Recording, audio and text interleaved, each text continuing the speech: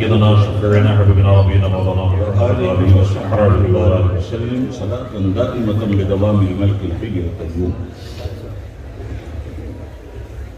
نحمده ونصلي على حبيبه الكريم. الحمد لله وكفى وسلام على عباده الذين اصطفى. اما بعد فاعوذ بالله من الشيطان الرجيم. بسم الله الرحمن الرحيم. اقرأ باسم ربك الذي خلق. سبحان الله. خلق الانسان من علق. اقرأ وربك الاكرم الذي علم بالقلم علم الانسان ما لم يعلم. آمنت باللہ صدق اللہ العلی العظیم.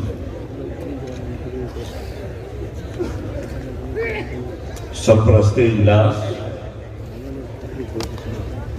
بانی جامعہ و بانی اجلاس،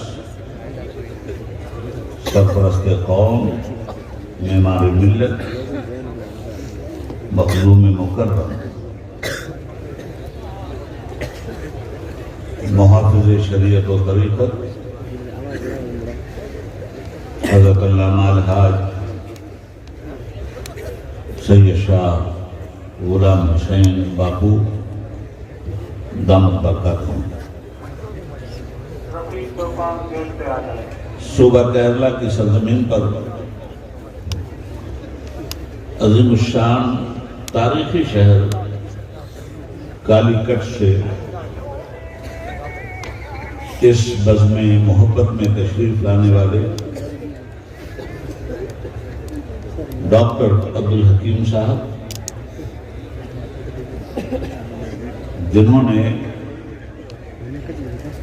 علم و آگہی کا ایک شہر بسا رکھا ہے، سبحان اللہ، اور چمنستان علم و ادب میں طرح طرح کے پھول کھل کر مشامِ جان انسانیت کو معطر کر رہے ہیں. بارگاہ مخدوم سمنانی سے شہزادہ مخدوم سمنانی علیہ الرحمت و رضوان، برادر مکرم جناب بابر اشرف صاحب،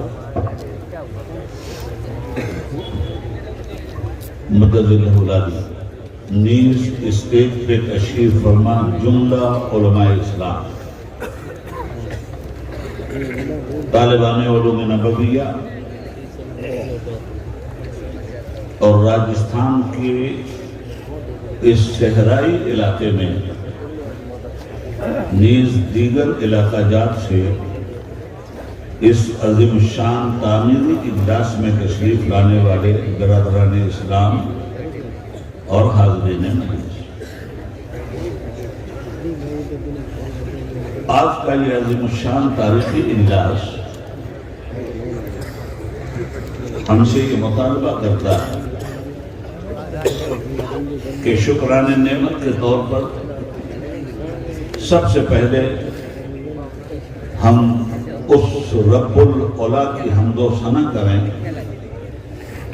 جس نے کونین کی سب سے بڑی نعمت معلم علم و حکمت مصطفیٰ دیا، اور درود و سلام معلم علم و حکمت جناب مصطفیٰ علیہ تحیت و ثنا پر، جنہوں نے ہمیں ایک خدا کا پتہ دیا. اسی لیے میں پورے ملک میں اپنی گفتگو میں آغاز ہی میں اس بات کو کہنا ضروری سمجھتا ہوں جو آپ سے کہہ رہا ہوں. ایک دیکھنے والے کا کہا مان لیا ہے، ایک دیکھنے والے کا کہا مان لیا ہے، بن دیکھے تجھے ہم نے خدا مان لیا ہے. حاضرین بس، چمن میں پھول کا کھلنا تو کوئی بات نہیں، زہے وہ پھول جو گلشن بنائے صحرا. سبحان اللہ سبحان اللہ. بکھرے ہوئے ذروں کی اجتماعیت کا شعور دینے والی ذات کا نام پیر سید غلام حسین شہزادے غوث الاعظم۔ سبحان اللہ۔ تیر و تاریک ماحول میں ہدایت کی شمع جلانے والی یہ شخصیت اگر آپ کے ایک کوردہ علاقے میں اتنا بڑا کام کر کے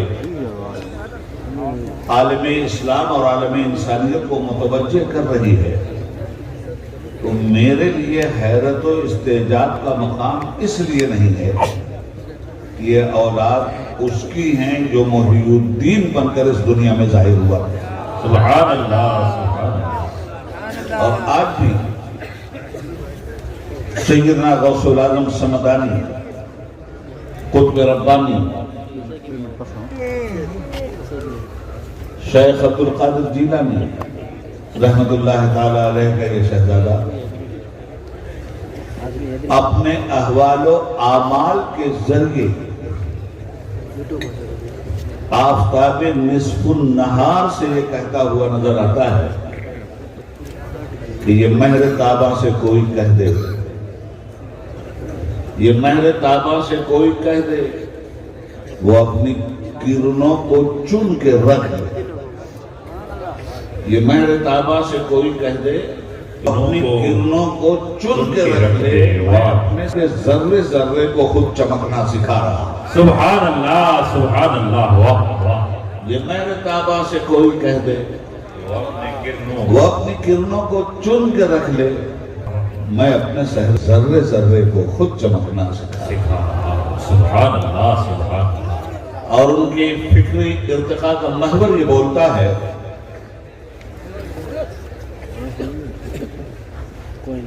کہ ذروں میں جب اجتماعیت پیدا ہو جاتی ہے تو بکھرے ہوئے لوگ جب اجتماعیت کا مظہر بن جاتے ہیں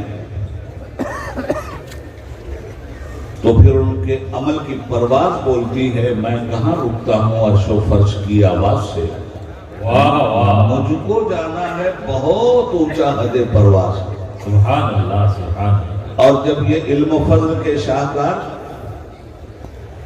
جب یہ فکری اڑان اڑتے ہیں اور شعور و آگہی کا پر پرواز ان کے اندر پیدا ہو جاتا ہے تو بالوں پر روح الامین سے بات کیا کرتے ہیں۔ سبحان اللہ، سبحان اللہ۔ معزز سامعین، آج یہ اتنا بڑا علمی ادارہ، یہ تہذیب کا مرکز، یہ شعور و آگہی کا محور، یہ انسانیت و آدمیت کا جوہر، یہ سنت رسول کے ارتقاء کا راستہ جس نے پیدا کیا اس سرزمین پر اور قرآنی تعلیمات سے آشنا کر دیا اس پورے علاقے کو، کسی مذہبی لیڈر کو اگر دیکھنا ہے، کسی مذہبی رہنما کو اگر دیکھنا ہے تو ہمارے مخدوم سید صاحب کو دیکھا جا سکتا ہے۔ سبحان اللہ، سبحان۔ اس لیے کہ جب دنیا بے رشد و ہدایت کی مینار کھڑے ہوتے ہیں تو قوم کا دل بھی پروردگار عالم انشراح صدر کے ساتھ کھول دیا کرتا ہے، اور پھر یہ قوم اپنی آنکھ سے دیکھنا بند کر دیتی ہے، اپنے مرشد کی آنکھ سے دیکھنا شروع کرتی ہے۔ سبحان اللہ، سبحان کان اللہ، سے سننا بند کر دیتی ہے، اپنے مرشد کے کان سے سنتی ہے۔ سبحان اللہ، اپنی زبان سے بولنا بند کر دیتی ہے، اپنے مرشد کی زبان سے بولتی ہے۔ سبحان اللہ۔ اور ایسی شخصیتیں ہماری اور آپ کی تقریروں سے زیادہ فائدہ جزوی طور کا ہوتا ہے، مگر یہ خاموش درویش اپنی خاموشی کے عمل کا جب اظہار کرتا ہے تو لاکھوں خطابت اس کی خاموشی پہ قربان ہو جائے گا۔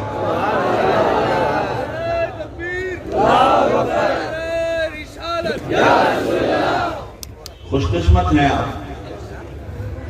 اور ہمارے لیے بھی یہ سعادت کی بات ہے کہ اس اجلاس میں ہم غلامانہ حاضر ہوئے۔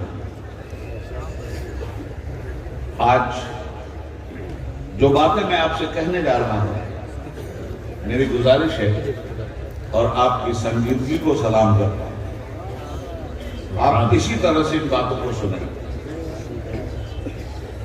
حضرات، دنیا میں انسان کی ترقی کے جو راستے کھلتے ہیں ان راستوں کو علم کھولتا ہے۔ آج ہماری گفتگو کا عنوان ہی ہوگا علم اور اس کی افادیت، سبحان اللہ۔ چونکہ یہ اسٹیج اس بات کا تقاضا کر رہا ہے، اور اس سے بہتر کوئی عنوان آپ کے لیے ہو بھی نہیں سکتا۔ آج دنیا کی ترقی پہ آپ نگاہ ڈالیے، 2 گھنٹے میں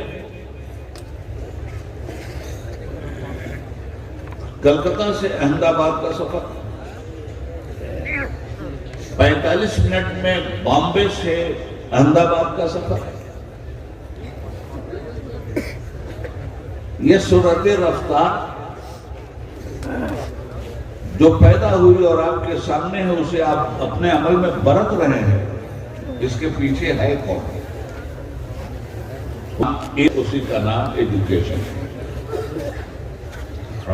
شب دیجور کے سناٹے میں جب چہروں کو پہچاننا مشکل ہو تو یہ لائٹیں آپ کا سہارا بن جاتی ہیں۔ یہ کرنٹ، اس کی پیداوار شب ظلمت میں نوید سحر، یہ جگمگاتے ہوئے قمقمے اور رات کا سینہ چیر کر ایک دوسرے کے چہرے سے متعارف ہونے کی علامت، یہ روشنی ہے۔ اس روشنی کے پیچھے بھی علم، ایجوکیشن ہے۔ سمندروں میں مال بردار جہاز ایک ملک سے لے کر دوسرے ملک کے لیے رواں دواں ہیں، اس کے پیچھے بھی علم ہے، ایجوکیشن ہے۔ دنیا میں جو قوم بھی علم پر قربان ہوئی، زمانہ اس پر قربان ہو گیا۔ جس قوم نے بھی علم سے اپنا رشتہ محبت و عقیدت جوڑ لیا، وہ قوم دنیا میں ذلت کے حصار سے باہر نکل کر عزت کی تاجور بن گئی۔ آج جتنے بھی ممالک ہیں آپ کی نگاہ کے سامنے، نئی نئی ایجادات سامنے آ رہی ہیں۔ ایک چھوٹے سے موبائل میں ساری دنیا قید ہو کے رہ گئی ہے، یا یوں کہوں کہ آپ کی مٹھی میں دنیا قید ہو کے رہ گئی ہے۔ اس کے وہ تار جو آپ کی فکر کو جھنجھنا دیا کرتے ہیں، ان تاروں کے پیچھے بھی ایک علم ہے جو مہمیز کرتا ہے انسانیت کو اور لوگوں کے لیے فائدے کا موجب بن جاتا ہے۔ علم کی بے شمار قوتیں آپ کے سامنے ہیں۔ اسی لیے فرمایا گیا ایجوکیشن لائٹ ہے، علم نور ہے، اور علم نام ہے جانکاری، علم نام ہے فکر و نظر کی بیداری کا۔ قرآن کریم میں 6666 آیتیں آئی، اسی میں آپ پڑھتے ہیں اقیموا الصلاۃ، حکم ہوتا ہے نماز قائم کرو، اسی میں آپ پڑھتے ہیں وآتوا الزکاۃ، حکم ربانی ہوتا ہے زکات دو، اسی میں آپ پڑھتے ہیں یا ایھا الذین آمنوا کتب علیکم الصیام کما کتب علی الذین من قبلکم لعلکم تتقون، مسلمانوں روزہ رکھو، اسی میں آپ پڑھتے ہیں وَأَتِمُّوا الْحَجَّ وَالْعُمْرَةَ لِلَّهِ، اللہ کے لیے حج اور عمرہ کرو، اسی میں آپ پڑھتے ہیں وَلَا تَقْرَبُوا الزِّنَا إِنَّهُ كَانَ فَاحِشًا وَسَاءَ سَبِيلًا، زناکاری کے قریب مت جاؤ، اسی میں ارشاد ربانی آپ پڑھتے ہیں اور تلاوت کرتے ہیں یا ایھا الذین آمنوا اتقوا اللہ وکونوا مع الصادقین، اے ایمان والو اللہ سے ڈرو اور سچوں کے ساتھ ہو جاؤ، اسی میں آپ پڑھتے ہیں لعنت اللہ علی الکاذبین، جھوٹوں پہ اللہ کی لعنت ہوتی ہے۔ جتنی بھی آیتیں آپ پڑھ رہے ہیں یوصیکم اللہ فی اولادکم للذکر مثل حظ الانثیین، پڑھوں تو بہت ساری آیتیں آ جائیں گی، یہ جو کچھ بھی آپ پڑھ رہے ہیں یہ بہت بعد میں آیتیں نازل ہوئی، اس لیے کہ نماز قائم کرو یہ حکم تو آیا، اب سوال یہ ہے کہ قائم کیسے کریں؟ تو قائم کرنے کے لیے علم چاہیے، علم کے پیٹ سے برآمد ہوں گی باتیں کہ نماز کو کیسے قائم کیا جائے۔ حکم ربانی ہے وآتوا الزکاۃ، زکات دو، مگر سوال یہ کہ دے کیسے؟ اس کے لیے علم چاہیے، علم بتائے گا کہ زکات دینے کا معروف طریقہ کیا ہے۔ اسی لیے رب العالمین نے سب سے پہلے جو آیت نازل کی وہ آیت ہے اقرا بسم ربک، پڑھو اپنے رب کا نام ساتھ لے کر۔ جب رب کا نام ساتھ میں لے کر تعلیم حاصل کرو گے تو نماز کا فلسفہ بھی سمجھ میں آئے گا، زکات کا فلسفہ بھی سمجھ میں آئے گا، انسانیت کا فلسفہ بھی سمجھ میں آئے گا، خودی کو بھی پہچانو گے اور خدا کو بھی پہچانو گے۔ سبحان اللہ سبحان اللہ۔ حضرات گرامی، یہ تمہیدی کھوٹے گاڑ رہا ہوں اور اس پر خطابت کا شامیانہ بن رہا ہوں، ابھی تقریر شروع نہیں ہوئی، ذہن میں اس بات کو اچھی طرح سے آپ رکھ لیں۔ یہ علم انسان کو کہاں پہنچا، مگر اب ذرا ہم یوں ٹرن لے لیں، علم کی اتنی تعریف قرآن نے کی، علم کی تعریف دنیا نے کی، ہر مکتب فکر علم پہ قربان ہونے اور نچھاور ہونے کی دعوت دیتا ہے اور انسانیت کو ایڈریس کرتا ہے، ٹھیک ہے۔ علم اتنا فائدہ مند ہے انسان کے لیے، اگر اتنا ہی فائدہ مند ہے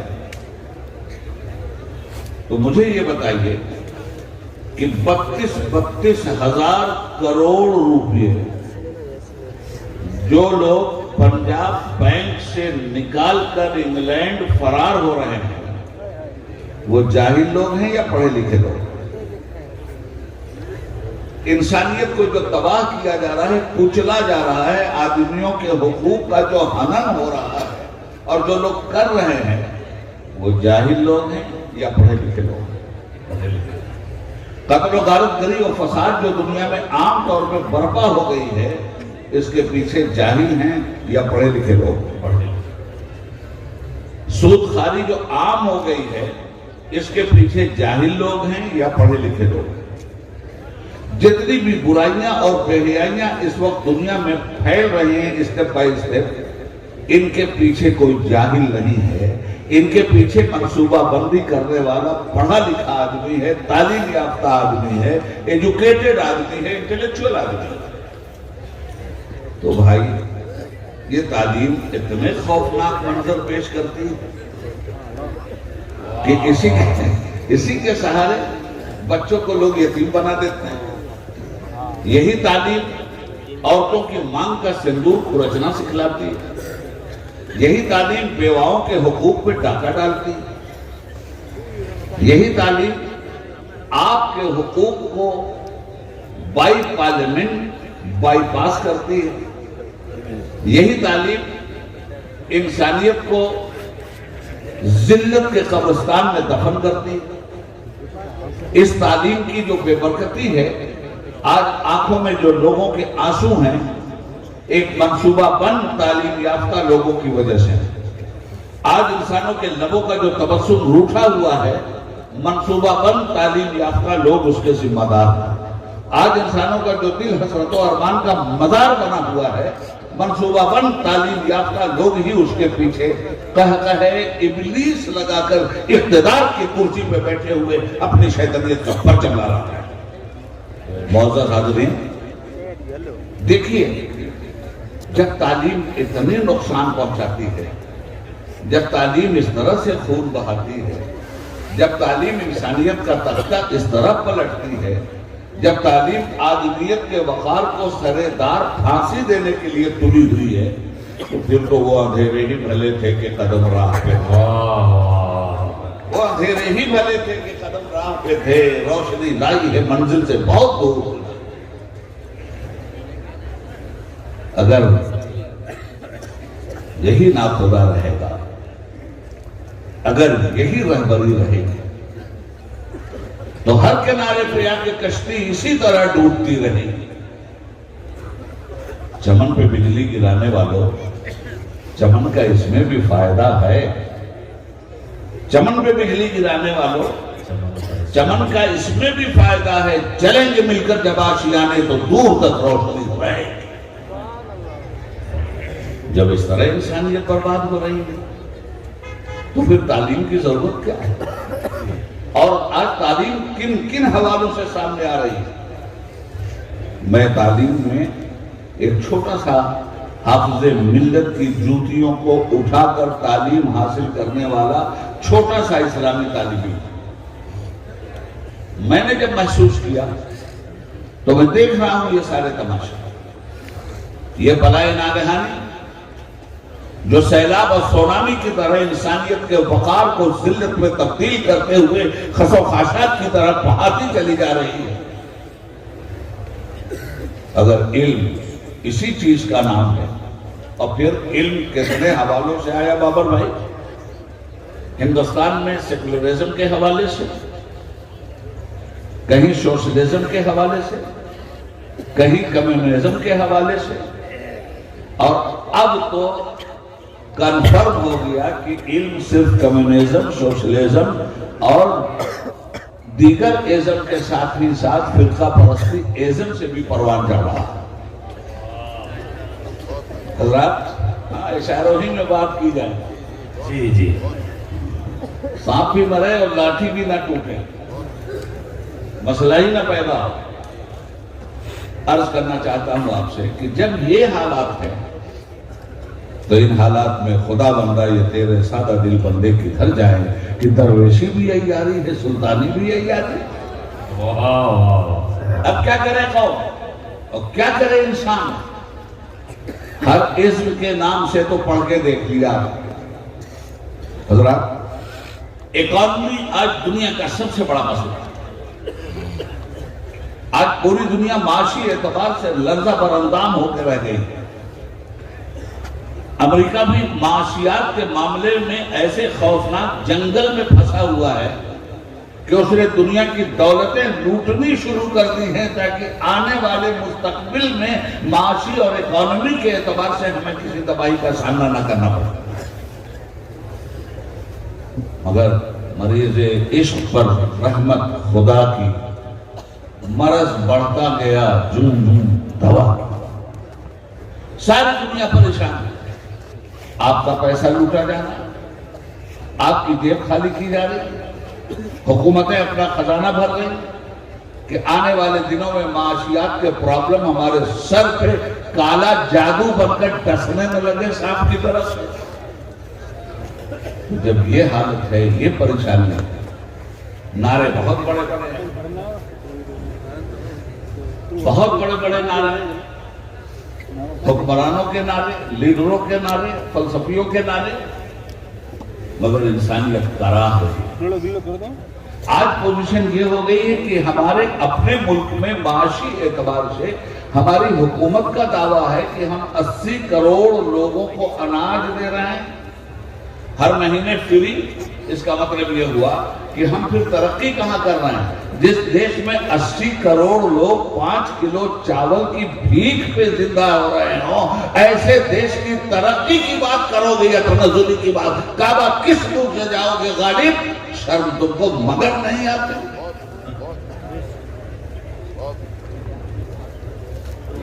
80 करोड़ लोग 5 किलो चावल पे जिंदा रहकर गुलामी की जंजीरों में कस दिए गए, और कहीं से इनकलाब जिंदाबाद की बात नहीं आ रही। हजरत ने बस ये बड़े गौर करने की बात है। तो ये सारी तबाही क्यों आई? ये सारी तबाही आई सबके नाम से पढ़ने की वजह से। ये सारी तबाही क्यों आई? सबके नाम से पढ़ने की वजह से। तो सबके नाम से जब आपने पढ़ा, और रब भी कहता है पढ़ो, मगर रब कंडीशन के साथ पढ़ने का हुक्म देता है। विद कंडीशन वो बात करता है, इकरा बिस्मिर रब्बिक, सबके नाम से नहीं, रब के नाम से पढ़ो। غریبی خوشحالی میں تبدیل ہو جائے گی، گھمنڈیوں کا چہرہ چکناچور ہو جائے گا، ان کا انکسار کا چہرہ اجلا بن کر دنیا کے سامنے آئے گا، حجابات اٹھ جائیں گے، عظمت انسانیت لوٹ آئے گی، اور تم دنیا سے یہ کہہ سکو گے ڈھونڈنے والا ستاروں کی گزرگاہوں کا اپنے افکار کی دنیا میں سفر کر نہ سکا، جس نے سورج کی شعاؤں کو گرفتار کیا زندگی کی شب تاریخ سے۔ سبحان اللہ، نعرہ تکبیر، نعرہ رسالت، خطیب ہندوستان۔ واہ واہ، مسلمانوں، سب کے نام سے پڑھا گیا سبق نقصان کے اتنے بھیانک چہرے آپ کو دکھا رہا ہے۔ شیر کو درندہ کہتے ہیں، اور آپ ایسے ہی علاقے میں رہتے ہیں جہاں اس طرح کے آسیب اکثر و بیشتر نکلتے رہتے ہیں، مگر درندے کی بھی فطرت کو پہچانیے، جب تک بیچارے کو بھوک نہیں لگتی تب تک وہ کسی کا شکار نہیں کرتا، بھوکا ہوتا ہے تب وہ شکار کرتا ہے، اور پیٹ بھر جاتا ہے تو سامنے سے جانور گزرتے ہیں اور وہ مسکرا کے کہتا ہے چلے جاؤ سب خیریت۔ جب بھوک لگی تب درندے نے کسی کو چیرا تھا، مگر وارے دور حاضر کا علم حاصل کرنے والے درندوں، تمہاری بھوک کیوں نہیں مٹتی؟ ننھے ننھے بچوں کو پھاڑ رہے ہو، ماؤں کے پیٹ سے بچے نکال کر نیزوں پہ اچھال رہے ہو، پھر بھی تمہاری بھوک نہیں مرتی، ماؤں لنچنگ رات کے اندھیرے میں نہیں دن کے اجالے میں کر رہے ہو، پھر بھی تمہاری بھوک نہیں ملتی، رشوت خوری کر کے آدم خور بن چکے ہو، پھر بھی تمہاری بھوک نہیں مٹتی۔ وہ جانور بھی اگر اللہ زبان دے دیتا تو شرمندہ ہو کے تم پہ لعنت بھیجتا کہ ہم اپنی ضرورت ہی کی بنیاد پہ شکار کرتے ہیں، مگر تمہاری کون سی ضرورت ہے کہ بم برسا رہے ہو؟ تمہاری کون سی ضرورت ہے کہ انسانیت کو تباہ کر رہے ہو؟ یہ ایٹم بم کسی جاہل نے نہیں بنایا ہے، یہ ہوائی جہاز سے اڑنے والے اور بم برسانے والی طاقتیں جاہلوں کی پیداوار نہیں ہیں، یہ مشین گن جاہلوں نے نہیں بنایا ہے، یہ توپ اور ٹینک جاہلوں نے نہیں بنایا ہے، سب کے پیچھے پڑھے لکھے تخریب کار موجود ہیں۔ تو جب تم سب کے نام سے پڑھو گے تو تم بم برسانے کے علاوہ کرو گے کیا؟ انسانیت کی کھیتی اجاڑا تم نے سب کے نام سے پڑھ کر، آسمانوں سے تم نے بم برسایا، کبھی فلسطین کی سرزمین پر، کبھی چیچینیا کی دھرتی پر، کبھی بوسنیا کی دھرتی پر، کبھی بغداد کی دھرتی پر، کبھی ایران کی دھرتی پر، کبھی لیبیا کی دھرتی پر، غرض یہ کہ کبھی افغانستان کی دھرتی پر۔ یہ تمہارا علم تھا جو انسانوں پہ بم بن کر کے برس رہا تھا۔ جب تم فاتح ہوتے ہو سب کے نام سے پڑھنے والوں، تو تم انسانوں پر اپنی فتح یابی کے نشے میں چور ہو کر بم برساتے ہو، آگ برساتے ہو، اور جب میرا نبی فاتح مکہ بن گیا تو انسانیت میں پھول برسا رہا تھا، رحمت کی شکل چھلک رہا تھا۔ سبحان اللہ، سبحان اللہ، نعرہ تکبیر، نعرہ رسالت، عظمت اسلام، خطیب ہندوستان۔ سبحان اللہ، سبحان اللہ۔ رب کے نام سے تعلیم حاصل کرنے والا مکہ فتح کر رہا ہے اور رحمت کے پھول برسا رہا ہے۔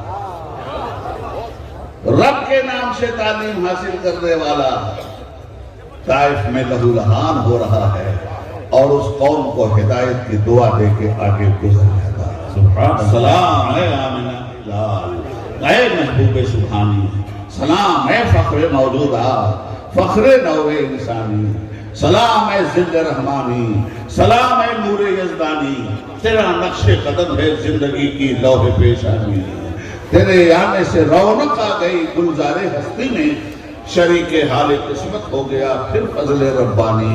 حبیبی یا رسول اللہ، تیرا در ہو میرا سر ہو، میرا دل ہو تیرا گھر ہو، تمنا مختصر سی ہے مگر تمہید طولانی، سلام اے آتشی زنجیر باطل توڑنے والے، اور سلام اے خاک کے ٹوٹے ہوئے دل توڑنے والے۔ سبحان اللہ، سبحان اللہ، واہ واہ۔ سب کے نام کی تعلیم اور رب کے نام کی تعلیم، سب کے نام کی تعلیم کہ بے برکتی یہ ہے کہ انسان بھوکا ہے۔ کون سا ملک ہے جو بھیک نہیں مانگ رہا؟ اور بھیک مانگنے والے بھی دو طرح کے ہیں، کچھ ہاتھ پھیلا کے بھیک مانگ رہے ہیں، کچھ گن کی نوک پر بھیک مانگ رہے ہیں۔ سبحان، یہ دونوں بھیک منگے آپ کے سامنے ہیں۔ مگر آئیے ذرا، سب سے میں نے شروع میں کہا تھا سب سے بڑا مسئلہ دنیا میں اکانومی کا ہے، اور یہ مسئلہ ہمیشہ دنیا کے لیے چیلنج بن کر کھڑا رہے گا۔ یہ اکانومی کشمیر سے لے کے کنیا کماری تک ہمیں پریشان کر رہی ہے، گجرات کی وادی سے لے کر بنگال کی کھاڑی تک انسان پریشان کر رہی ہے۔ اسی طرح دوسرے ملکوں کا بھی حال ہے، واقعہ کسی عام ہے۔ ایک سروے کے مطابق ہندوستان میں 38 کروڑ لوگ ایسے ہیں جنہیں 2 وقت کی روٹی نہیں ملتی۔ اللہ، کروڑ لوگ ایسے ہیں جو فٹ پاتھوں پہ بستر بچھا کر کے نہیں، اخبار بچھا کر کے سو رہے ہیں۔ یہ ہے آپ کے تعلیم کی بے برکتی۔ میں نے پارلیمنٹ میں کہا تھا اور اسی موضوع پہ کہا تھا، یہ کھیتوں میں محنت کرنے والا کسان، یہ اناج پیدا کرنے والا مزدور، آج ہم ہوائی جہاز پہ اڑ رہے ہیں، 37,000 فٹ کی بلندی پر پرواز کر رہے ہیں، کھانا وہاں ہمیں مل رہا ہے، ہاتھ اس مزدور کا ہے، محنت اس کسان کی ہے۔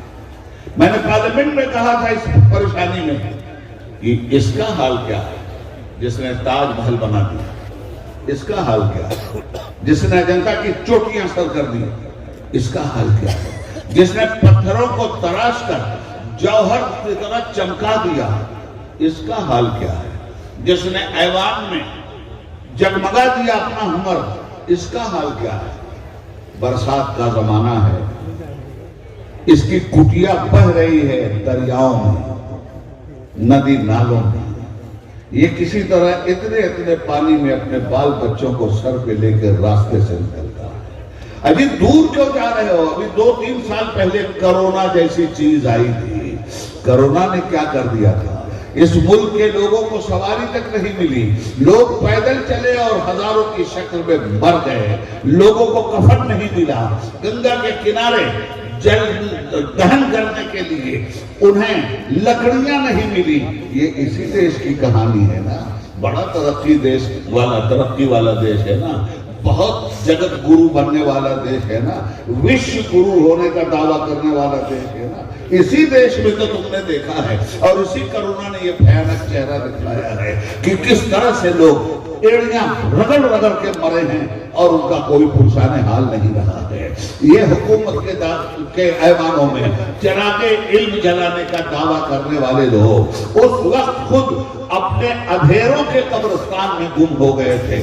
میں آپ سے کہنا چاہتا ہوں کہ اتنی بڑی تباہی آئی اور اتنی بڑی تباہی کے بعد بھی ہم دنیا بھر کے دعوے کر رہے ہیں، دنیا بھر کی چیزوں کی باتیں کر رہے ہیں، اور اس طرح سے انسان، برسات کا زمانہ ہے، کٹیا بہ رہی ہے، پیڑ پہ آدمی چڑھا ہوا ہے۔ کیونکہ میری پولیٹیکل لائف بھی ہے، میں نے سب دیکھا۔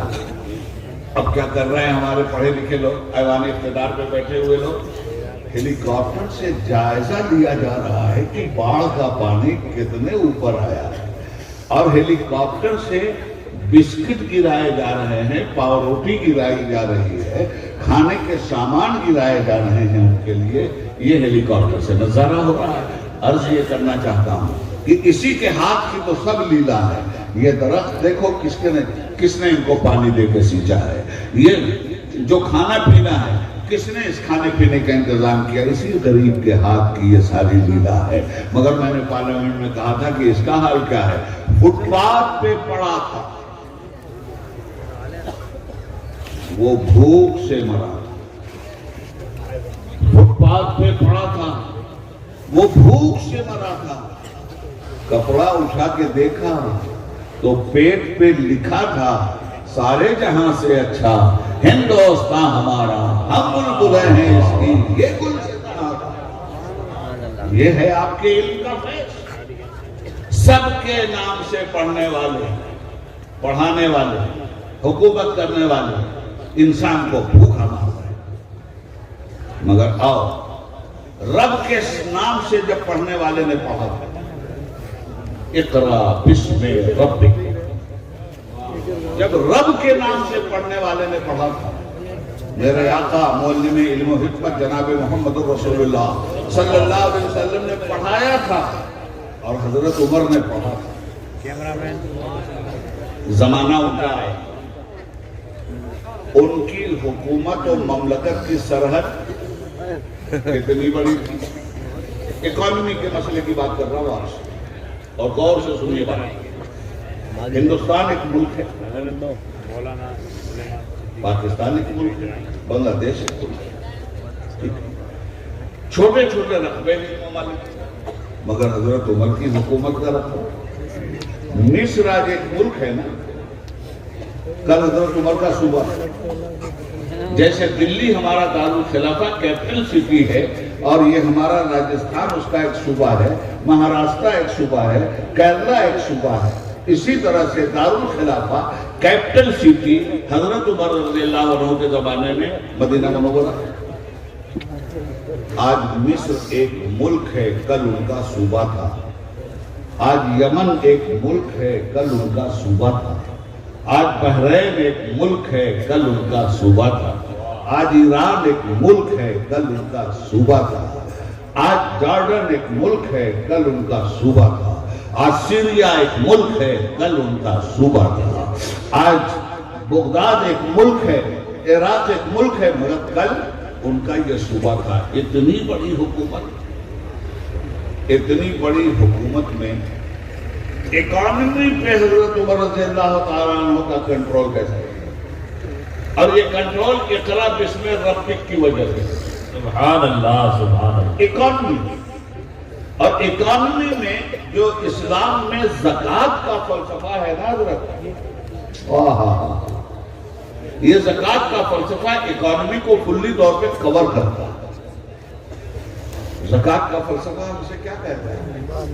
वो आतु ज़कात, ज़कात दो। कहीं ये भी कहा गया कि ज़कात लो, ज़कात दो। तो देखो, जिसके पास इतना माल हो कि साल गुजर जाए उसके माल पर वो खर्च न हो रहा हो, जमा पूंजी में से बाल बच्चों को खिलाने के बाद, कारोबार करने के बाद, जमा पूंजी जो आपके पास बैंक में है, उस जमा पूंजी पे जब साल गुजर जाए और पैसा वही मुंजमद होकर के रह जाए, तो इस्लाम कहता है कि हमारा फलसफा ज़कात तुमसे कहता है कि हमने 1 लाख दिया है तुमको, और 2,500 हम 1 लाख में से तुमसे मांग रहे हैं साल में अपने गरीब लोगों।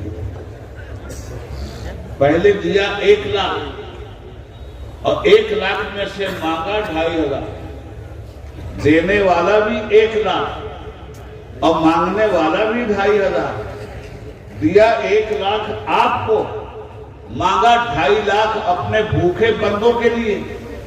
तो हुक्म हुआ आतु ज़कात, ज़कात दो।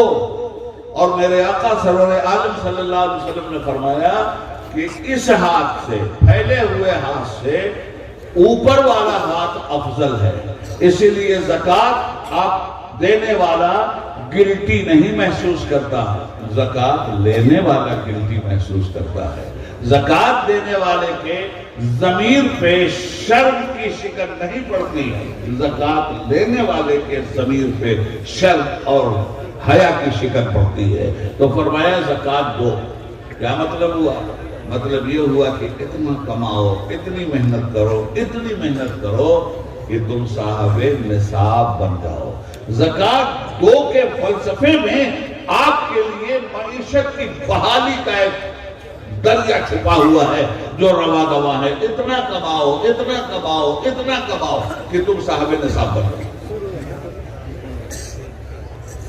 हजरत उमर रज़ियल्लाहु ताला अन्हु के जमाने में, सुनिए, इक़रा बिस्मि रब्बिक, पढ़ो रब का नाम साथ ले। तो उनके जमाने में ये जो ज़कात वसूलने का मामूल था, خلیفہ اول حضرت ابو بکر صدیق رضی اللہ تعالیٰ عنہ کے زمانے میں بھی یہی، اور خود سرکار دو جہاں صلی اللہ علیہ وسلم کے زمانے میں کہ زکوٰۃ کی رقم ہر طرف سے عاملین لے کر مدینے کی کیپٹل سٹی میں آ جاتے تھے اور بیت المال میں وہ جمع ہو جاتا تھا۔ حضرت عمر رضی اللہ تعالیٰ عنہ، واللہ زمانے کو بڑا غم ہے عمر کا، اب تک صفحہ اسلام میں ماتم ہے عمر، وہ عمر جس کے آداب پہ شیدا سطر اس خدا دوست حضرت پہ لاکھوں چلا۔ حضرت عمر رضی اللہ تعالیٰ عنہ نے ایک آرڈر جاری کیا ہر صوبے کے گورنر کہ آپ اپنے صوبے کی زکوٰۃ کی رقم اسلام کے دارالخلافہ کیپٹل سٹی مدینہ منورہ میں بھیجیں، اپنے ہی صوبے کے بیت المال میں اپنے صوبے کی زکوٰۃ کی رقم جمع کیجیے اور آپ کے ہی صوبے میں جو مستحقین زکوٰۃ ہیں ان پر وہ خرچ کریں۔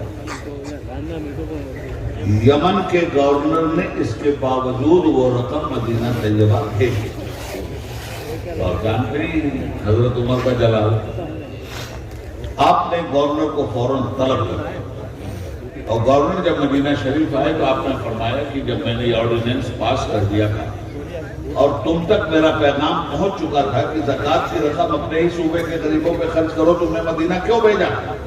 سنیے جواب ان کا، اے عمر، اے امیر المومنین، آپ کا اقبال بلند ہو، اسلام کا فلسفہ زکوٰۃ کا اقبال بلند ہو، حضور کی دی ہوئی اس نعمت کبریٰ کا اقبال بلند ہو، حضور اس زکوٰۃ کی برکت نے وہ دن دکھلائے ہیں کہ یمن میں کیسے روک پاتا اس زکوٰۃ کو، میں مستحقین تلاش کرتا رہا، ایک آدمی چل کر کے دوسرے سے پوچھتا تھا، بھائی مستحق زکوٰۃ کوئی نظر آئے تو ذرا بتا دینا، میں 5,000 روپیہ لے کے گھوم رہا ہوں، وہ اپنا کرتا اٹھا کے کہتا تھا میں صبح سے 15,000 لے کے گھوم رہا ہوں، مجھے اگر تمہیں ملا ہو تو بتا دو۔ پورے صوبے میں زکوٰۃ کی رقم لینے والا کوئی تھا ہی نہیں تو حضور اس کو کہاں رکھتا میں اگر مدینہ شریف نہیں بھیجتا۔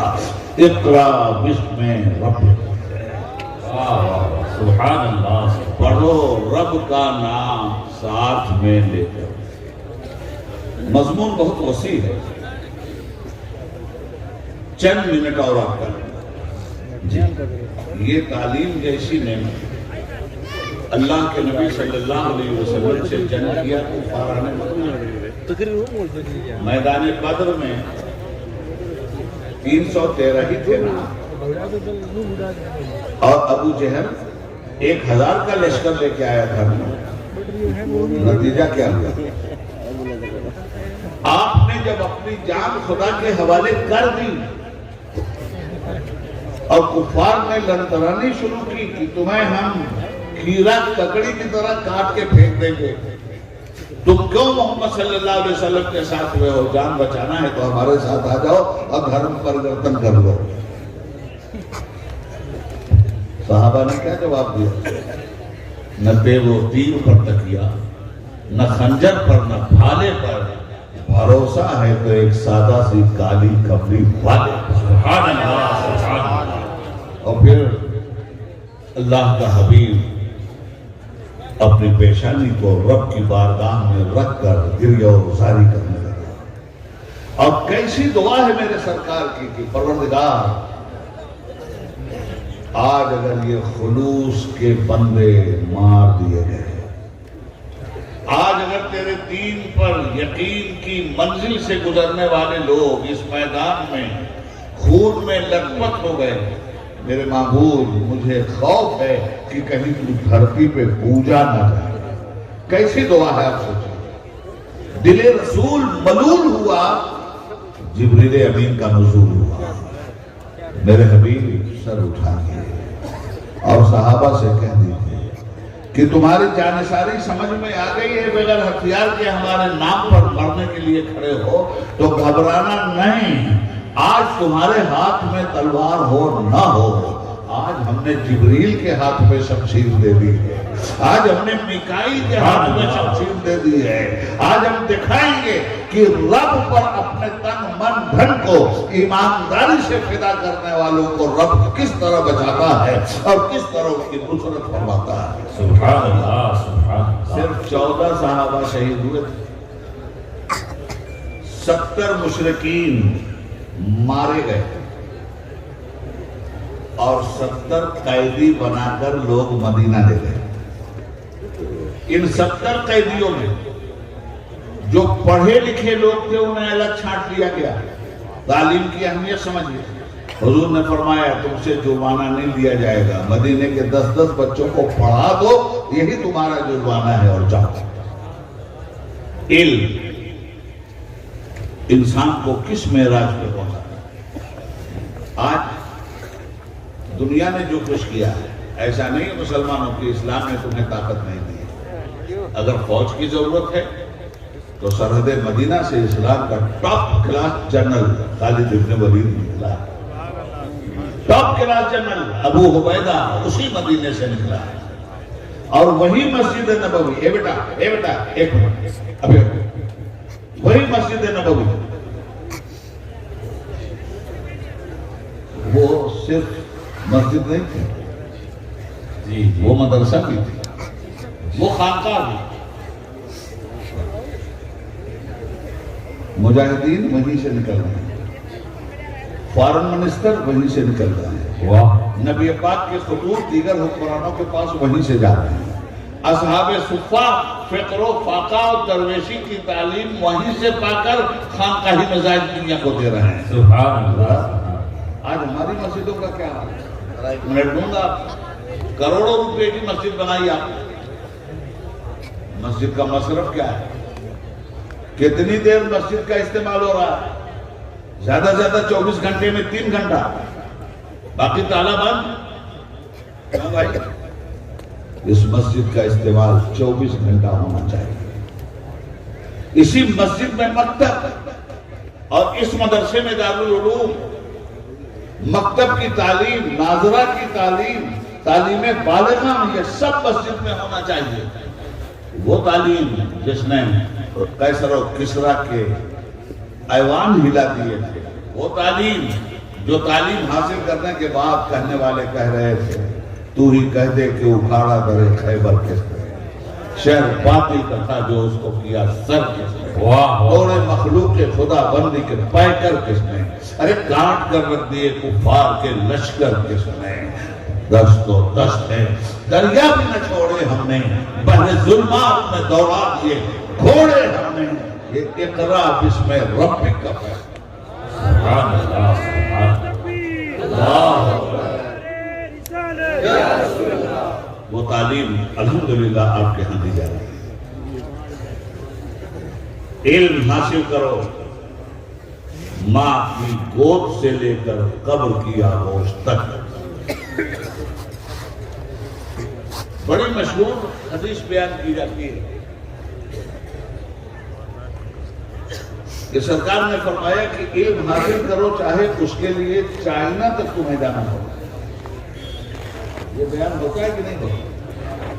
اور باقاعدہ بیان ہوتا ہے. اطلب العلم ولو بالسین. اب حدیث کی صحت پر کلام ہے نہیں ہے یہ تو پی ایچ ڈی کرنے والے جانتے. ہم تو آج تک یہ سن رہے ہیں اطلب العلم ولو بالسین. علم حاصل کرو چاہے چائنا تک جاؤ. کیوں بھائی؟ حضور نے یہ کیوں نہیں فرمایا اطلب العلم ولو بالہند؟ علم حاصل کرو چاہے ہندوستان جانا پڑے. ہندوستان میں ہے. اطلب العلم ولو بالقسط الدنیا. کسی ملک کا نام نہیں لیا گیا, چین کا نام لیا گیا. اس کا مطلب یہ کہ اس زمانے میں بھی حکمت چین کا اپنا ایک مقام تھا. اور سرکار دو عالم صلی اللہ علیہ وسلم نے فرمایا حکمت مومن کی متاع گم شدہ ہے, جہاں سے ملے وہ مومن کی چیز ہے اسے اٹھا لینا ہے. تو صاحب چائنا کی بات کروں, اب میں پوکھرن کے بہت قریب ہوں. مجھے یاد آئی میں پارلیمنٹ میں تھا. بابر بھائی ذرا سا غور کر. وہاں پتہ چلا کہ ہمارے ملک نے پوکھرن میں ایٹمی دھماکہ کر دیا. اسی دن اتفاق سے چھوٹا موٹا فساد ہو گیا تھا مراد آباد میں. ہم لوگ پارلیمنٹ سے نکلے صبح جائزہ لینے کے لیے. راستے میں غازی آباد میں گرفتار کر دیا اور گرفتار کر کے ہم لوگ وہ غازی آباد کے گیسٹ ہاؤس میں رکھا گیا. ہم نے ایس پی سے کہا کہ اڈوانی جی کو فون لگاؤ. وہ منسٹر تھے, لگائے. ہم نے کہا صاحب یہ کیا معاملہ ہے؟ ہم لوگ جا رہے ہیں, وہ فساد ہو گیا ہے اور آپ ہمیں گرفتار کروا رہے ہیں. وہ زور سے ہنسے. ارے بولے عبید اللہ بھائی جانا ہی تھا تو ہمیں بتا کے گئے ہوتے, کون گرفتار کرتا؟ دیجیے ایس پی کو, آپ جلدی سے آئے. اچھا صاحب گرفتاری ختم ہو گئی, دلی بھر. اڈوانی جی نے کہا کہ آپ پارلیمنٹ میں جائیے, آپ ہوم منسٹری آ گئے, مجھے ضروری بات کرنی ہے. ہم اپنا ڈیلیگیشن لے کے ہوم منسٹری چلے گئے. اس کے بعد وہ کھڑے ہو کر کے انہوں نے ہم سے ہاتھ ملایا, کہنے لگے عبید بھائی آپ کو مبارک ہو, آپ کا دیش آج ایٹمی پاور میں.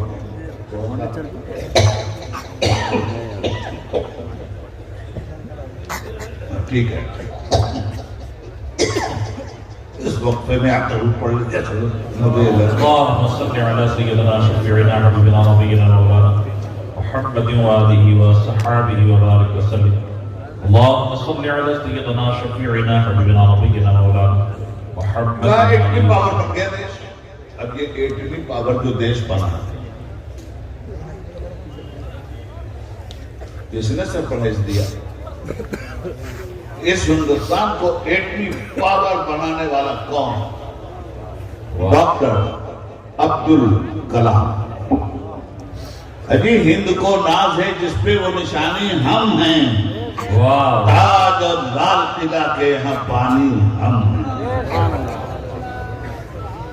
ایٹمی پاور ہندوستان کو بنانے والے انسان کے سر پہ جو کامیابی کا سہرا جاتا ہے اس کا نام ہے doctor Abdul Kalam, ex president of India, missile man. کھرچ دو گے تاریخ سے ہماری یہ صلاحیت. تو اس میزائل مین کے پیچھے کون تھا؟ یہی علم تھا. اور یہ میزائل مین آپ کو جان کر تعجب ہوگا کہ یہ اپنے ڈھنگ سے سورہ فاتحہ کی تفسیر بھی لوگوں کو سناتا تھا. چلیے صاحب خوشی کی بات ہے, ہمارا دیش ہے پاور بن گیا. اچھا میرے لیے اور زیادہ خوشی کی بات ہے 400 سال سے میرا خاندان دیش کی سرحد کی نگہبانی کر رہا. ہم لوگ آرمی مین ہیں. سن لیجیے بات صاحب, زیادہ دن نہیں گزرے, اسی پوکھرن میں پڑے 17 دن کے بعد پاکستان نے بھی دھماکہ کر دیا. وہ بھی ایٹمی پاور بن گیا. ہمارا ہاؤس ختم ہوا, ان کا بھی ہاؤس ختم ہوا. سب لوگ نکلے, کوئی کہیں جا رہا ہے, کوئی کہیں جا رہا ہے. حکومت دیتی ہے موقع کہاں کہاں جانا ہے. ہم لوگوں نے سوچا کہ اب ہم کہاں جائیں گے, چلو عمرہ کرتے. سعودی عرب پہنچ گئے. تو ہماری ایمبیسی میں ہم لوگ اپنا جشن منا رہے تھے اور اپنی پیٹ ٹھوک رہے تھے. آئی ایم ایٹمی پاور. ادھر پاکستانی اپنی ایمبیسی میں اپنی پیٹ ٹھوک رہے تھے. یہ ہم بھی ایٹمی پاور. اسی بیچ میں اب یہ ہے سننے کی بات. یہاں ایک میگزین نکلتا تھا, آج بھی نکلتا ہی ہوگا, انڈیا ٹوڈے. انڈیا ٹوڈے میں مسٹر جارج فرنانڈیز کا ایک بیان تھا. جارج فرنانڈیز ہندوستان کے ڈیفنس منسٹر تھے اور جارج تھے تو سوشلسٹ آدمی. مگر اس زمانے میں جارج کی بیٹری چارج ہو رہی تھی فرقہ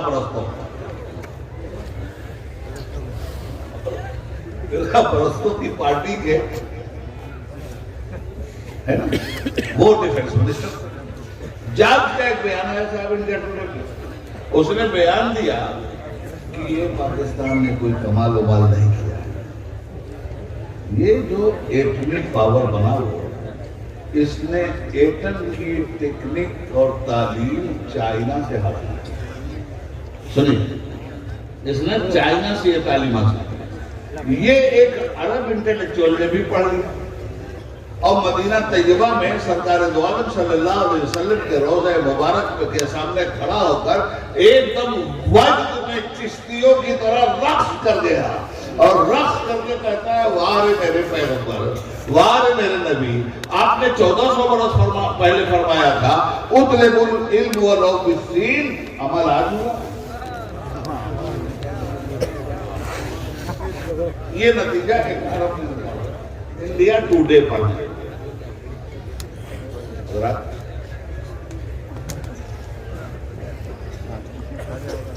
ساری کائنات کو آپ سر کر سکتے ہیں، شرط یہ ہے کہ قرآن کریم کو اس طرح پڑھیے جس طرح سے قرآن پڑھنے کا ہے۔ آج جتنی بھی سائنسی ترقیاں ہیں یہ سب دوسروں کا کنٹریبیوشن ہے، یہ موبائل لے کے گھوم رہے ہیں آپ جیسے مسلمان نے بنایا گالی دیتے رہیے آپ، اب تو اپنے ہنرمندوں کو بھی اپنے ہنرمند گالی دیتے ہیں بھائی، اور سب سے بڑی گالی ہے کافر بنایا جائے، تھوک بھاؤ میں کافر بنایا جائے۔ خیر اللہ ان کا بھی بھلا کرے، یہ تو وہاں طے ہوگا کہ کون ایماندار تھا کون بے ایمان تھا۔ بہرحال اب میں آپ سے یہ عرض کر رہا ہوں کہ آج یہ لاؤڈ اسپیکر جس پہ میں بول رہا ہوں اسے مسلمان کا کیا کنٹریبیوشن ہے، یہ بھی دوسروں نے بنایا ہے اور آپ فائدہ اٹھا رہے ہیں، تو آپ کو گالی دینے کا انہیں حق کیا ہے؟ یہ گھڑی بنایا انہوں نے، لگاؤ آپ اور انہیں کی برائی کرو۔ یہ ہوائی جہاز، جتنی چیزیں آج کے دور میں آپ کو دکھائی دے رہی ہیں اس میں مسلمان کا کیا کنٹریبیوشن ہے؟ نتھنگ، 0/سناٹا، اور فائدہ ہر چیز سے آپ اٹھا رہے ہیں۔ یہ سب محرومی صرف قرآن کریم پر عمل نہ کرنے اور قرآن کریم کو نہ سمجھنے کی وجہ سے ہے۔ قرآن ہے وہ وَلَا رَطَبٍ وَلَا يَابِسٍ إِلَّا فِي كِتَابٍ مُبِينٍ، کوئی خوشگوار ایسا نہیں ہے جو قرآن میں موجود نہیں۔ اقرأ بِاسْمِ رَبِّكَ کی شرط کے ساتھ پڑھ دو لو، انسان رہتا کہاں ہے، یا خشکی پہ یا تری پر۔ قرآن کہتا ہے وَلَا رَطَبٍ وَلَا يَابِسٍ إِلَّا فِي كِتَابٍ مُبِينٍ، کوئی خوشگوار ایسا نہیں جو اس کتاب مبین میں موجود نہ ہو۔ آپ نے تلاش کیوں نہیں کیا؟ تلاش کیا دوسروں نے، ترقی کر گئے دوسرے۔ آپ تو چلاتے رہے سائنس، سائنس لامذہبی چیز ہے، سائنس اسلام دشمن چیز ہے، کس نے کہہ دیا بھائی؟ اگر میں قرآن کریم کی کم سے کم 1000 آیتیں آپ کو ایسی دکھلاتا ہوں جو صرف سائنس سے بحث کرتی ہے، تب کم سے کم میرے جیسے قرآن کریم کے چھوٹے سے طالب علم کی نگاہ میں یہ بات ہے کہ کم سے کم 1000 آیتیں قرآن کریم میں ایسی ہیں جو سیدھے سیدھے سائنس سے بات کرتی ہیں۔ ان فی خلق السماوات والارض واختلاف اللیل والنہار لآیات لأولی الالباب، بے شک زمین اور آسمان کی تخلیق میں، دن اور رات کے الٹنے پلٹنے میں ہماری نشانیاں ہیں۔ اہل علم، تو اہل علم نے وہ نشانیاں کیوں نہیں تلاش کی؟ جب زمین کی بات قدرت کر رہی تھی تو زمین کے خزانوں کی دریافت کرنا قرآن کی روشنی میں مسلمان کا کام تھا۔ یہ نعمت تو آپ کے پاس تھی۔ جب رات کی بات کر رہا ہے، ستاروں کی بات کر رہا ہے، سمندر کی بات کر رہا ہے، جہاز کی بات کر رہا ہے، پہاڑ کی بات کر رہا ہے، منرلز کی بات کر رہا ہے، کون سی بات نہیں کرتا قرآن؟ پہاڑوں کی بات کرتا ہے، منرلز کی بات ہے، जंगल की बात कुरान करता है, समुद्र की बात कुरान करता है, दरिया की बात कुरान करता है, मोती की बात कुरान करता है, मूंगा की बात कुरान कहता है। ये सारी बातें तो कुरान कह रहा है। तो मूंगा क्या होता है, कैसे निकलता है, वहां ले जाके कुरान ने आपको छोड़ दिया जहां अल्लाह ने आपको जो अक्ल और इल्म दिया था, इस अक्ल और इल्म का इस्तेमाल आप करके वहां पहुंच जाते। जिन लोगों ने किया वो पहुंचे। और आज तो बाकायदा जितने भी टॉप मोस्ट साइंटिस्ट हैं ना, सुनो, ये सब जब कुरान का कोई दावा पढ़ते हैं और जमीन पे दलील नहीं पाते तो अब दावे पे दलील तलाश करने लगे। अब उसकी एक वजह बताऊं आपको। सऊदी अरब में जद्दा में एक यूनिवर्सिटी है, किंग अब्दुल अजीज यूनिवर्सिटी। एक साहब जिन्होंने जुनीन पर बच्चा मां के पेट में कैसे बनता है, स्टेप बाय स्टेप उसकी शक्ल कैसे तब्दील होती रहती है, इस पर उन्होंने रिसर्च किया। और रिसर्च के बाद जब उन्हें डिग्री मिली तो पूरी दुनिया ने उनकी पीठ थपथपाई। उसी सिलसिले में किंग अब्दुल अजीज यूनिवर्सिटी जद्दा में भी उनकी तशरीफ आई। इल्म के जरिए न समझाया था उन्होंने कि पहले एक जुग की तरह बच्चा होता है, फिर उसके बाद आगे बढ़ता है, फिर उसके बाद ये होता है, फिर 3 महीने के बाद ये होता है, फिर इतने दिन के बाद यहाँ हल्के पड़ते हैं, फिर इतने दिन के बाद यहाँ निशानात पड़ते हैं, फिर इतने दिन के बाद आंख दिखाई देती है, इतने दिन के बाद लब दिखाई देते हैं, इतने दिन के बाद कान दिखाई देता है। 9 महीना तक होते होते ये कंप्लीट हो जाता है और दुनिया में बराबर हो जाता है। इस पर उन्होंने रिसर्च की अंग्रेज से। तो जो कुछ भी रिसर्च किया सारी दुनिया में उनकी पीठ ठोकी। अब आए वो जद्दा में किंग अब्दुल अजीज यूनिवर्सिटी में प्रोग्राम। तो जैसे हम लोग अपना प्रोग्राम करते हैं, पहले कुरान करीम की तिलावत, उसके बाद आधा प्रोग्राम। कारी बैठा कुरान करीम की तिलावत करता और उसने पढ़ा, इक़रा बिस्मि रब्बिकल लज़ी खलक़। पढ़ो रब का नाम साथ में लेकर जिसने कायनात को पैदा किया। खलक़ल इंसान मिन अलग, इंसान की तख्लीक की अलग के साथ। व्हाट इज द अलग? ये अलग क्या है? इसी अलग पर उसने रिसर्च की थी और उसके रिसर्च के पेपर में जो उसको कामयाबी और पीएचडी की सनद मिली थी, उसने साबित किया था कि ये बच्चा शुरू में अलग बनता है। अलग जोंक जैसी एक कैफियत होती है। पहले बच्चा जोंक जैसी एक नाल बनता है, खून जो है वो जोंक जैसी शक्ल अख्तियार करता है। ये सब क्या चीज है? ये इल्म है, ये नॉलेज है। और जिसने इस इल्म को हासिल किया वो पीएचडी है, डॉक्टर है, और पूरी दुनिया में उसका एहसान है कि उसने सबको ये बताया। मगर जब कुरान करीम ये पढ़ा गया और उसका ट्रांसलेशन अंग्रेजी में हुआ तो वो तो हक्का पक्का हो गया। ये क्या बात कर रहे हैं आप लोग? इतने जमाने तक मैंने मेहनत किया है, मेरी रिसर्च का जो नतीजा है, आप कहते हो ये कुरान में मौजूद है। आयत पढ़ता रहा और अलग का तर्जुमा होता रहा। घबरा के कहता है मैंने खाक छाना है इतने दिनों के लिए। अगर मैंने कुरान पढ़ा होता तो मेरी थीसिस तो बहुत पहले मुकम्मल हो गई। हजरत टाइम है 5 मिनट और सुनिए। ये है कुरानी फिक्र, हमने लिया ही। दुनिया कब गई चांद पे भाई साहब? भूल गए सब। अरे बहुत बड़ा कारनामा है, इल्म का कारनामा है। कब गई? 1969 में गई या 67, 68, 69 इसी में से गई है। मुझे जब से कोरोना हुआ है भूलने की बीमारी हो ये हुआ 69 ना, जुलाई में गई है। 7 जुलाई 1969। कहाँ गए लोग? चांद। अरे बाप रे बाप, हमारे बड़े बड़े उलमा, में नाम नहीं लूंगा। अरे साहब साफ साफ इनकार करने लगे, झूठ है झूठ है झूठ है, बकवास है बकवास है। मैं नाम नहीं लेता किसी, मगर हमारे यहाँ बहुत बड़े बड़े आदमी कहलाते थे झूठ है। अब बताओ वो झूठ था कि सच्चाई है? चांद पे इंसान क्या یہ کارنامہ امریکہ نے انجام دے دیا. اچھا صاحب چلے گئے. میرے بھائی اپنی تاریخ پڑھو, اپنے عالموں کو پڑھو. اقرا باسم ربک کے سائے میں زندگی گزارنے والے مسلم اطباء کو پڑھو, مسلم انجینئرز کو پڑھو. یہ ہوائی جہاز کن لوگوں نے بنایا؟ دو بھائی جن کا نام ہے رائٹ بردرز. معمولی علم نہیں ہے. Right brothers. ساری دنیا جانتی ہے کہ رائٹ بردرز نے سب سے پہلے ہوائی جہاز بنایا. بغیر علم کے بنا کیا؟ اس کے پیچھے بھی علم. مگر آپ کو میں بتاتا ہوں کہ اسپین میں جب آپ کی حکومت تھی, اس زمانے میں آپ کا سائنٹسٹ تھا عباس بن فرناس,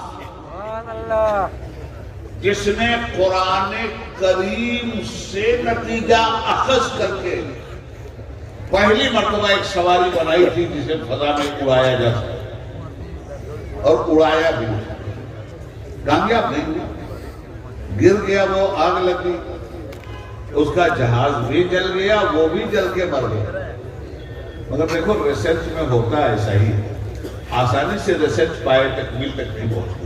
جب کسی تصور کو حقیقت کا جامع پہنایا جاتا ہے تو اس پہ پیسے بھی بے پناہ لگتے ہیں, علم بھی بے پناہ لگتا ہے, عقل بھی بے پناہ لگتی ہے, صبر بھی بے پناہ لگتا ہے, جدوجہد بھی بے پناہ لگتی ہے. اور ایک صدی گزر جاتی ہے, لوگ ناکام رہتے ہیں, دوسری صدی میں کامیاب ہو جاتے ہیں. یہی ہوا تھا چاند پہ جانے والا کو. آپ کو یاد نہ ہو, مجھے یاد ہے, رشیا کی کوشش کر رہا ہے, اور رشیا کی لائکا کٹیا بھی گئی تھی. ٹھیک ہے, کہیں کوئی نالائق اپنے ہی کو کٹیا نہ سکے. وہ گئی جل ان کے مر گئی. معلوم ہے کتنے لوگ مر گئے جانا بھائی, مگر پہنچے نا.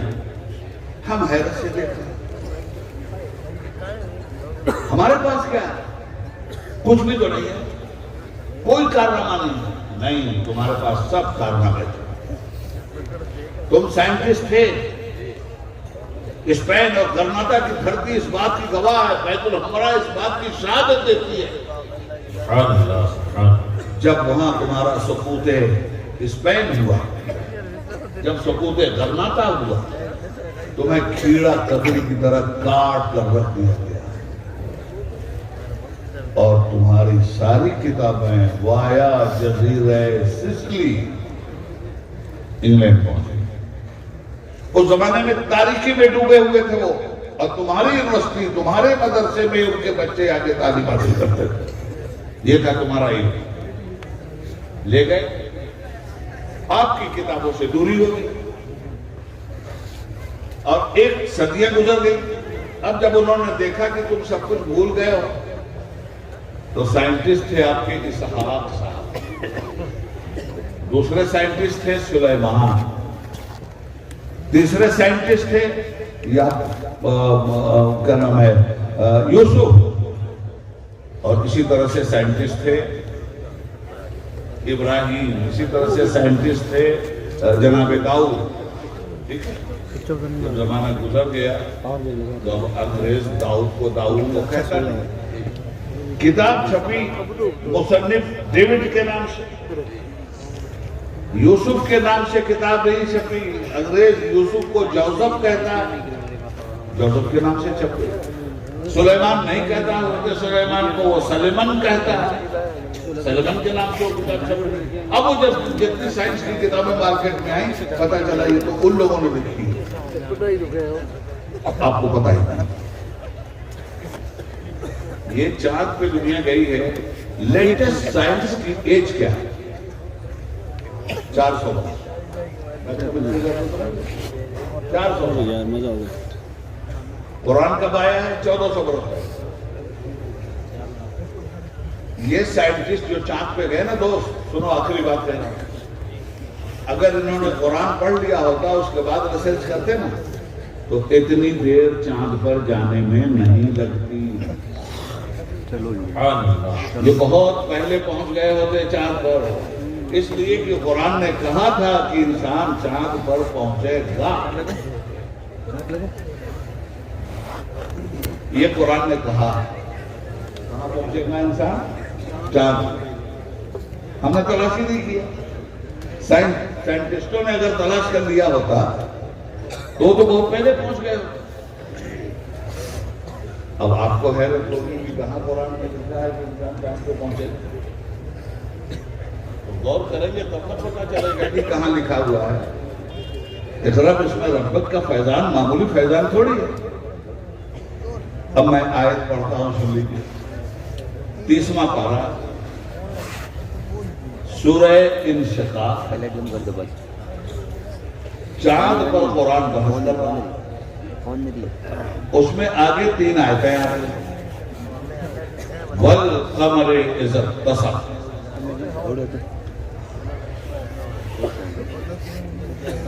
کیا مطلب؟ قرآن کہتا ہے میں قسم کھاتا ہوں چاند کی. اس پہ بحث ہو رہی ہے چاند کی. وَالْقَمَرِ إِذَا اتَّسَقَ. میں قسم کھاتا ہوں چاند کی جب وہ بدر کامل بن کر روشن ہو جائے. تو کیوں قسم کھائی؟ اگلی آیت کیا ہے؟ لَتَرْكَبُنَّ طَبَقًا عَنْ طَبَقٍ. ترجمہ کیا ہوا ہے آج کا؟ تم ضرور جاؤ گے ایک منزل سے دوسری منزل پر. تفسیر میں کیا بیان کیا گیا؟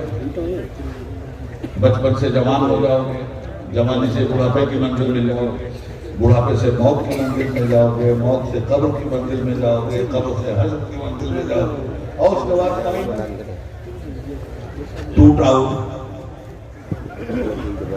ایک جنت والا شہر، ایک جہنم والا. تو اس طرح سے تم اسٹیپ بائی اسٹیپ جاؤ گے. لَتَرْكَبُنَّ طَبَقًا عَنْ طَبَقٍ کا ترجمہ یہ ہوا ہے اور تفسیر بھی یہ ہوئی. علماء بیٹھے ہیں، غلط بولوں میری اصلاح کر دیجیے. میرے بھائی، جب تک حقیقت سامنے نہیں آتی کسی بھی چیز کی، طریقہ یہ ہے تب تک ترجمہ مجازی کیا ہے. ٹھیک ہے؟ جب حقیقت مستملہ آ جائے سامنے تو پھر مجازی ترجمے کی ضرورت ختم ہو جائے. جب تک آدمی چاند پر نہیں پہنچا تھا تب تک تو یہ مجازی ترجمے میں حرج نہیں تھا. لَتَرْكَبُنَّ طَبَقًا عَنْ طَبَقٍ. تم ضرور جاؤ گے ایک منزل سے ضرور. مگر جب چاند پہ پہنچ گیا آدمی اور بات قرآن کی آیت وَالْقَمَرِ إِذَا اتَّسَقَ کے ساتھ کر رہی ہے تو پھر لَتَرْكَبُنَّ طَبَقًا عَنْ طَبَقٍ کا ہم ترجمہ کریں گے. تم ضرور جاؤ گے ایک طبق سے دوسرے طبق پر. تو ہم لوگ جس طبق پر رہتے ہیں اس کا کیا نام ہے؟ زمین. اور اس کا جو پڑوسی طبق ہے وہ کون سا ہے؟ چاند. تو قرآن کہتا ہے تم ضرور جاؤ گے لَتَرْكَبُنَّ طَبَقًا عَنْ طَبَقٍ. ایک طبق سے دوسرے طبق. یہ چاند پہ جانے کی نشاندہی ہے. اچھا تو اب جائیں گے کیسے صاحب؟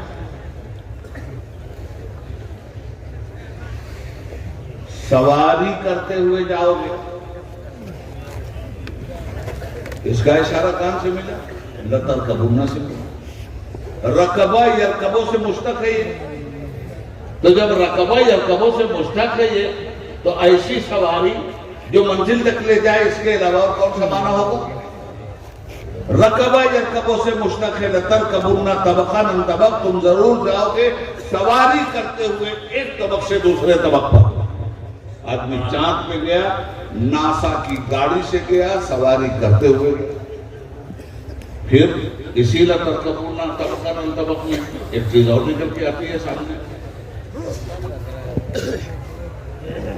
انگریزی میں جیسے عربی میں ایک کو واحد بولتے ہیں، ایسے عربی میں انگریزی میں ایک کو کیا بولتے ہیں؟ سنگولر. جب ایک ہوگا تو بولیں گے سنگولر، واحد. اور انگریزی میں جب دو ہو جائے گا تو بولیں گے پلورل. جہاں دو ہوا انگریزی میں جمع ہو رہا ہے، مگر عربی کا یہ قاعدہ نہیں ہے. عربی کا قاعدہ یہ ہے کہ ایک کو واحد کہتے ہیں دو کو تسنیہ کہتے ہیں، جب تین ہو جائے تو جمع ہو جاتا ہے۔ قرآن کہتا ہے تم ضرور جاؤ گے ایک طبق سے دوسرے طبق پر، لترکبن طبقا عن طبق، اور جاؤ گے بھی تو سواری کرتے ہوئے جاؤ گے، رکبہ یرکبوں سے مشتق، اور جانے والا بھی ایک نہیں ہوگا، دو نہیں ہوگا، جمع کی شکل میں جاؤ گے، کم سے کم 3 جائیں گے۔ مجھے بتاؤ کتنے گئے؟ ارے تمہیں تو پتا ہے کہ نہیں پتا؟ نہیں پتا ہے تو پتا لگاؤ۔ جمع کی شکل میں جائیں گے، اس لیے کہ لترکبن جو ہے یہ جمع کا صیغہ ہے، نہ واحد کا صیغہ ہے نہ تثنیہ کا صیغہ ہے۔ لترکبن طبقا عن طبق۔ پھر قرآن تیسری آیت میں کہتا ہے جانے والے مسلمان نہیں ہوں گے، جانے والے مسلمان نہیں ہوں گے۔ فما لہم لا یؤمنون۔ اتنی سچی پیشن گوئی دیکھنے کے بعد بھی تمہاری عقلوں پہ کیوں پتھر پڑا ہوا ہے کہ ایمان نہیں لا رہے؟ حضرات گرامی، یہ ہے قرآن۔ نکالنے والوں میں موٹی نکالنے کی۔ آئیے حضرت پیر طریقت نے جو ادارہ قائم کیا ہے، اس ادارے میں قرآن کریم کو پڑھنے کے لیے ایسے مہارت آپ لوگوں کی ضرورت، اور انشاءاللہ دھیرے دھیرے اس ادارے کو اللہ مزید بامی عروج پہ پہنچائے گا۔ علم ایسی دولت ہے جس کو بانٹنے والا کبھی خالی نہیں ہے، جتنا بانٹتا ہے اتنا بڑھتا رہتا ہے۔ اس لیے یہ کہتے ہوئے آپ سے رخصت ہو رہا ہوں کہ چراغ علم نبی ہر طرف جلائیں گے، چراغ علم نبی ہر طرف جلائیں گے، جہاں سے کفر کی تاریکیاں مٹائیں گے۔ جنا میں دھوم مچی ہے کہ چند دیوانے رسول پاک کا گلشن نیا سجائیں گے۔ ہمارا ہاتھ ہے خالی، حضور بھر دیجئے، کرم ہوا تو عمارت نئی بنائیں گے۔ اور عبید اتنا نہ گھبرا، ذرا تو صبر کرو، یہاں سے علم کے مہتاب جگمگائیں گے۔ اخیر میں اللہ سے دعا ہے کہ پروردگار جو کچھ بھی میں نے بیان کیا ہے اپنی کم علمی کی بنیاد پر، جو کچھ بھی بیان کیا ہے، جو حق بیان ہوا ہے وہ تیری طرف سے ہے، اور اس میں جو غلطیاں ہوئی ہیں وہ میری طرف سے ہے۔ پروردگار ہر جلسے کی طرح آج کے اس جلسے میں بھی میں تیرے بندوں کو گواہ بنا کر اپنی ساری اگلی پچھلی گناہوں سے توبہ کرتا ہوں اور پڑھتا ہوں، اللہم انی ظلمت نفسی ظلما کثیرا ولا یغفر الذنوب الا انت فاغفر لی مغفرۃ من عندک وارحمنی انک انت الغفور الرحیم۔ استغفر اللہ ربی من کل ذنب واتوب الیہ۔ اور جن صاحب نے شعر پڑھا تھا اسے اب آئندہ کے جلسے میں صحیح کر لیں گے۔ خوب کی سیر چمن پھول چنے شاد رہے، خوب کی سیر چمن پھول چنے شاد رہے، باغباں جاتا ہوں گلشن تیرا آباد رہے۔ السلام علی من اتبع الہدی۔ خدا حافظ۔ السلام علیکم ورحمۃ اللہ وبرکاتہ۔